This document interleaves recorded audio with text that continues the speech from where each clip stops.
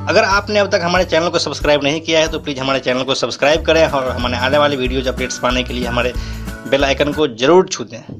एक समाज के तौर पर हम हमेशा हर चीज़ के लिए रेडी रहते हैं, लेकिन एक ऐसी भी चीज़ है जिसके लिए हम तैयार नहीं रहते हैं, क्योंकि हमें एक समाज के तौर पर यह नहीं मालूम होता है कि ये कब, कहाँ और किस तरह से होगा। और उस चीज़ का नाम है दंगा। यह एक ऐसा शब्द है जो कभी भी किसी सभ्य समाज को आगे की तरफ ढकेल नहीं सकता है। दंगा चाहे राजनीतिक हो, सांप्रदायिक हो या फिर किसी और तरह का हो, एक समाज इसके लिए कभी भी स्वीकृति नहीं देगा। दंगे की वजह कुछ भी रहे, मरती इंसानियत ही है। आज हम एक ऐसे ही दंगे की बात करेंगे जो हुआ था भारत के सबसे पश्चिमी राज्य गुजरात में, और साल था 2002।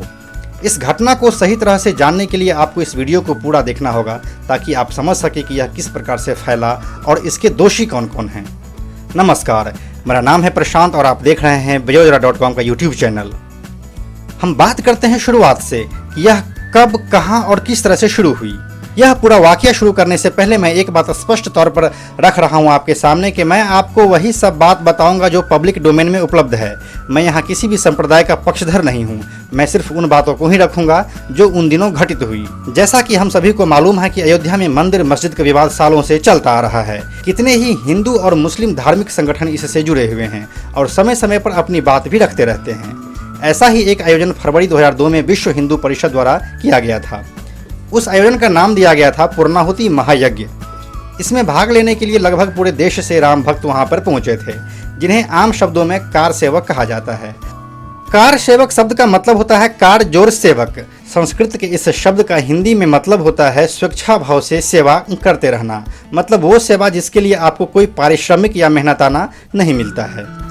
इस प्रकार से जो भी लोग देश भर से उस यज्ञ में पहुंचे थे उन्हें राम सेवक या फिर कार सेवक कहा गया।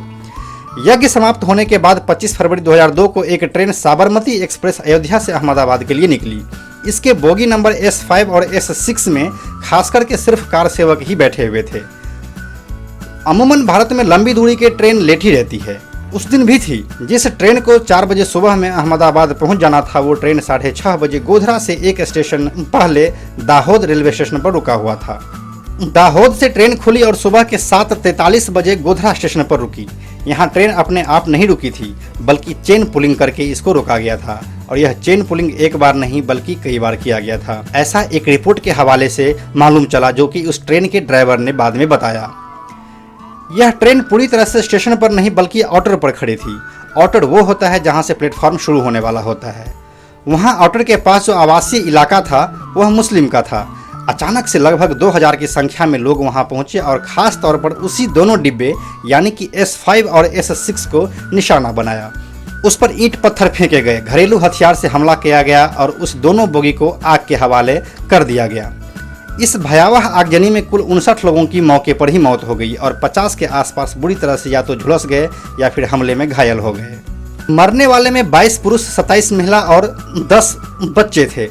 यहाँ से एक समीकरण तो साफ हो गया था कि अगर मुस्लिम समुदाय ने हिंदू समुदाय पर हमला किया है तो यह सांप्रदायिक ही होगा।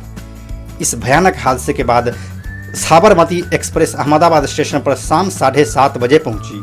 वहां उन लाशों को उनके परिजनों तक नहीं बल्कि अहमदाबाद स्थित विश्व हिंदू परिषद के कार्यालय में ले जाया गया। इन लाशों को शहर के बीचों बीच से ले जाया गया। इससे जनाक्रोश और भड़क उठा। रॉड और लाठी से लैस कार सेवकों ने नारेबाजी शुरू की, खून का बदला खून। अब अहमदाबाद और आसपास के क्षेत्रों के कार सेवक जमा होने लगे। अहमदाबाद से 50 कार सेवक स्पेशल बस में सवार होकर शाम 6:30 बजे मोदासा के वड़ा ग्राम में पहुंचे। 500 लोगों की भीड़ ने कार सेवकों की अगवानी की। कार सेवकों ने भीड़ को साबरमती एक्सप्रेस में अटैक के बारे में उनको इन्फॉर्म किया। रात 9:30 बजे तक देखते ही देखते भीड़ हजारों में पहुंच चुकी थी। हालात पर काबू पाने में वहां मौजूद पुलिस काफी नहीं थी और अब छिटपुट दंगे की खबर पुलिस चौकियों में आनी शुरू हो गई थी। अब रात से सुबह हो गई थी और तारीख थी 28 फरवरी। यहाँ तमाम संगठन के नेताओं ने गोलबंदी की और 28 फरवरी और 1 मार्च को गुजरात बंद का ऐलान किया। इसमें तमाम संगठनों के नेता शामिल थे, जिसकी अगुवाई विश्व हिंदू परिषद यानी कि VHP कर रहा था। राज्य के खुफिया ब्यूरो ने गृह सचिव और सभी पुलिस कमिश्नर, सभी SP को रिपोर्ट भेजी। VHP ने गुजरात बंद का ऐलान किया है, जरूरी निगरानी रखी जाए। जली हुई लाशों को लेकर मोटरों का काफिला सुबह आखिरकार अहमदाबाद के 16 सिविल अस्पताल में पहुंच गया। 16 अस्पताल के बाहर VHP और RSS कार्यकर्ताओं की भीड़ पहले से ही जमा थी। 16 सिविल अस्पताल के बाहर तैनात पीसीआर वैन ने शहर के पुलिस कंट्रोल रूम को संदेश भेजा। अब तक आरएसएस के 3000 सदस्यों की भीड़ 16 अस्पताल के इर्द गिर्द जमा हो गई। 16 अस्पताल के करीब भीड़ जमा होने लगी और यह भीड़ का बेकाबू होती जा रही थी। यहाँ से अब कभी भी हिंसा भड़क सकती है, यह साफ हो गया था। 10 जली हुई लाशों को लेकर अंतिम यात्रा रामोल जनता नगर से लेकर हटकेश्वर शमशान घाट तक निकाली गई। अंतिम यात्रा में 6000 लोग एक साथ थे। अंतिम यात्रा को पूरे शहर में घुमाया गया। भीड़ अहमदाबाद के गुलबर्ग सोसाइटी, नरोदा पाटिया और नरोदा गांव के करीब बेकाबू होने लगी और यह बेकाबू भीड़ अब काबू में नहीं आने वाली थी। गुजरात दंगा शुरू हो चुका था। अब यह विशुद्ध रूप से सांप्रदायिक दंगा का रूप ले चुका था। एक हफ्ते तक अहमदाबाद, गांधीनगर, गोधरा, मेहसाना, हिम्मतनगर, वडोदरा, सूरत, भरूच जैसे प्रमुख शहरों समेत यह दंगा पूरे राज्य में फैल चुका था। हालांकि छिटपुट घटना की खबरें मार्च के महीने तक आती रही। जब यह दंगा थमा तो इसके परिणाम ने किसी को भी हैरान नहीं किया, क्योंकि यह तो अनुमानित ही था। इस दंगे में 790 मुस्लिम और 254 हिंदुओं की मौत हो चुकी थी। यह ऑफिशियल डेटा है, लेकिन बाकी सोर्सेस की माने तो मरने वालों की संख्या 2000 के आसपास और 2500 से ज़्यादा लोग घायल हो गए थे। 27 फरवरी 2002 को, यानी आज से 15 वर्ष पहले, आधुनिक भारत के इतिहास का काला अध्याय लिखा गया था। इसी दिन हमारे स्वतंत्र और धर्मनिरपेक्ष देश में सुबह 7:43 पर गुजरात के गोधरा स्टेशन पर 23 पुरुषों, 15 महिलाओं और 20 बच्चों सहित 58 नागरिक साबरमती एक्सप्रेस के कोच नंबर S6 में जिंदा जला दिए गए थे। इस दंगा में वो सब कुछ हुआ जो एक दंगा में अमूमन होता है, मसलन मास मर्डर, मास रेप, घर जलाना, गाड़ी फूंकना और ऐसे ही कई उत्पात। ये थी पूरी कहानी गुजरात दंगे की। लेकिन आप बात करते हैं कि इसकी वजह क्या थी। इस सवाल का जवाब सीधा नहीं बल्कि टेढ़ा है। अब तक स्पष्ट नहीं हो पाया कि आखिर ये हुआ कैसे, लेकिन सोर्स ने 2 तरह की कहानियों का सहारा लिया है। इसमें से पहली कहानी ये है कि जब 27 फरवरी की सुबह ट्रेन दाहोद स्टेशन पर रुकी, तब S5 या S6 बोगी में एक चाय वाले ने घुसने की कोशिश की। वो चाय वाला मुस्लिम था, जिसे राम भक्त कार सेवकों ने बोला कि हम तुम्हारे हाथ का चाय नहीं पिएंगे, और उसको ट्रेन से उतार दिया। इसी अपमान का बदला लेने के लिए वो आगे गोधरा स्टेशन पर अपने लोगों को बुला लिया और कार सेवकों पर हमला करवा दिया, जो बाद में सांप्रदायिक दंगा का रूप ले लिया। दूसरी कहानी पर आते हैं। पहली कहानी कितना झूठ और कितना सच है इसका कुछ भी पता नहीं है, लेकिन जो दूसरी कहानी है उसके अनुसार यह एक पाकिस्तानी इंटेलिजेंस एजेंसी ISI के द्वारा करवाया गया हमला था, जिसे पूरी प्लानिंग के साथ अंजाम दिया गया और इसके लिए लोकल मुसलमानों को धर्म के नाम पर गुमराह किया गया था, जिसमें वो आसानी से फंस गए और अपने ही देशवासियों को आग के हवाले कर दिया। ट्रेन के ड्राइवर ने जांच कमेटी को यह भी बताया था कि उस दिन ट्रेन को 5 से 6 बार चेन पुलिंग किया गया।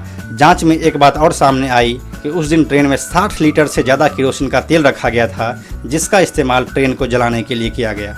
इस पूरे घटनाक्रम के दौरान जो वहाँ की गवर्नमेंट थी, गुजरात की गवर्नमेंट, बीजेपी की गवर्नमेंट थी, वहाँ पे मोदी जी उस टाइम वहाँ के मुख्यमंत्री हुआ करते थे। तो गवर्नमेंट की क्या स्थिति रही थी? निस्संदेह यह अब तक के हुए भयानक खून खराबों में से एक था, जिसमें लोग अपनों को अपनी आंखों के सामने जिंदा जलते हुए देख रहे थे। 27 फरवरी की ही शाम को प्रदेश के तत्कालीन मुख्यमंत्री नरेंद्र मोदी शाम 4:30 बजे गोधरा पहुंचे और वहां जली हुई बोगियों का निरीक्षण किए। उसके बाद संवाददाता सम्मेलन में मोदी जी ने कहा कि गोधरा की घटना बेहद दुखदायी है, लेकिन लोगों को कानून व्यवस्था अपने हाथ में नहीं लेना चाहिए। गवर्नमेंट उन्हें आश्वस्त करती है कि दोषियों के खिलाफ महत्वपूर्ण कार्रवाई की जाएगी। उस दिन गोधरा व उसके आसपास कर्फ्यू लागू कर दिया गया था। लगभग आधा किलोमीटर जाने के बाद सेकंड चेन पुलिंग हुआ। सेकंड चेन पुलिंग करने का मकसद भी सिर्फ यही था कि ये बोगी आउटर पे out of the railway station के एरिया में जाके एंटायर मुस्लिम एरिया जो है वहाँ पे खड़ा हो जाए। अगल बगल की मस्जिदों से जो कॉल किए गए, रिकॉर्ड की बात है, इस्लाम खतरे में है वगैरह सेंटेंस बोले गए।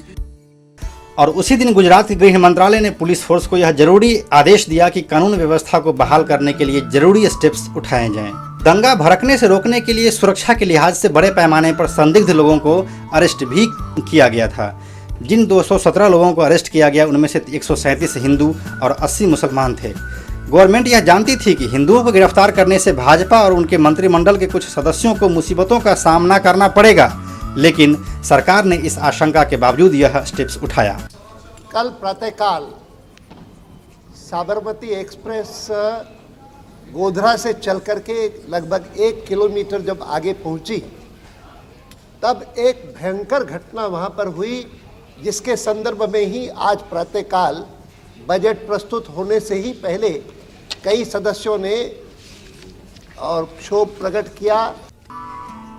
इस बीच एक फैक्ट यह भी है कि मोदी जी ने निर्देश दिया कि 6000 हज यात्री हज कर वापस गुजरात लौट रहे हैं, उन्हें हर हाल में सुरक्षा प्रदान किया जाए। ये सभी हाजी गुजरात के लगभग 400 गांव व कस्बों से हज करने के लिए गए थे।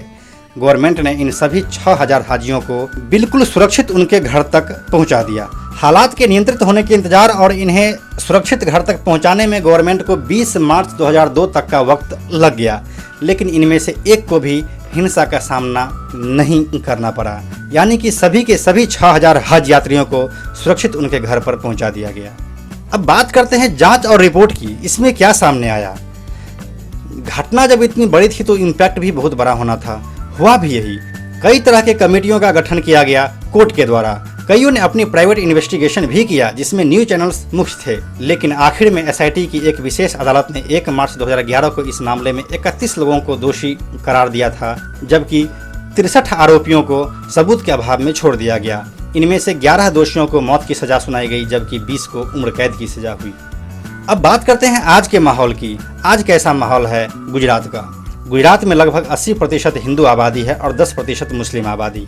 बाकी के 2% में बाकी सब समुदाय है। लगभग 18 सालों के बाद अब तक गुजरात में ना ही गवर्नमेंट बदली है और ना ही उसका शासन। तब भी बीजेपी की गवर्नमेंट थी और अब भी बीजेपी की ही गवर्नमेंट है। उस वक्त के मुख्यमंत्री नरेंद्र मोदी पर कई प्रकार के आरोप लगे, लेकिन उन्हें भी अब क्लीन चिट मिल गया है। पिछले 15 सालों में गुजरात ने औद्योगिक क्षेत्र में काफ़ी विकास किया है और लगातार प्रगति की ओर आगे बढ़ रहा है। तो यह थी गुजरात दंगे की पूरी कहानी, जिसमें किसी का भला नहीं होता है, सिर्फ नुकसान होता है, और जो सबसे बड़ा नुकसान होता है वो होता है इंसानियत का। हमारी यह एनालिसिस कैसी लगी आपको, ये हमें कमेंट सेक्शन में लिख के जरूर इन्फॉर्म करें। अगर यह वीडियो आपको अच्छा लगा है तो लाइक और शेयर जरूर करें। हमारे आगे के अपडेट्स पाने के लिए चैनल को सब्सक्राइब करें, घंटी के बटन को छूना बिल्कुल ना भूलें। Thank you so much.